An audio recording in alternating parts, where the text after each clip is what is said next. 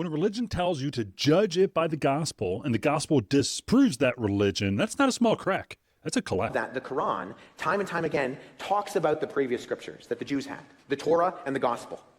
And it says that these were documents that were given in the same nature as the revelation of the Quran. They were given with guidance and light. They were, the Arabic word is natsal, sent down in the same way. That Moses was given the Torah and it was full of guidance and light, and Jesus was given the gospel and it was full of guidance and light.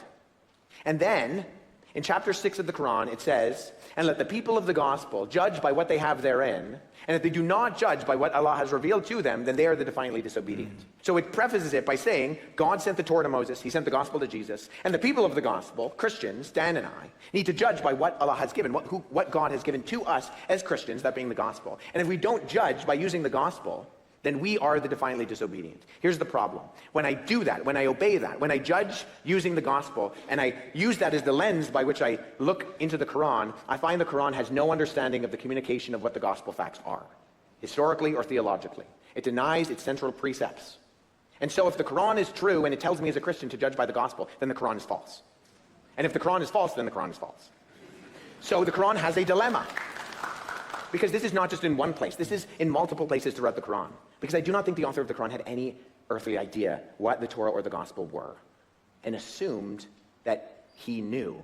And that's where we get stories from people, individuals named in our Bible, like Abraham, like Moses, and even like Mary and Jesus and John the Baptist, but are drawing on sources not historically reliable that we know go back to the source material, but are often oral stories floating around 7th century Arabia, mostly folk tales and apocryphal campfire stories from this time period of Jews and Christians and Zoroastrians, assuming those are what the gospel and the Torah are, and then making these profound mistakes. What Wes is pointing out is devastating for Islam's claim to truth. You see, the Quran repeatedly affirms the Torah and the Gospels as real authoritative revelation, not corrupted and not lost. It literally commands Christians to judge by the gospel that we already have in possession at that time, and even today, it's the same.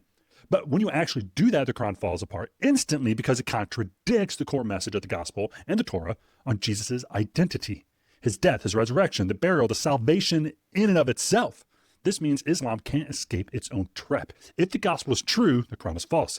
And if the gospel is false, then the Quran is still false for affirming a corrupted book.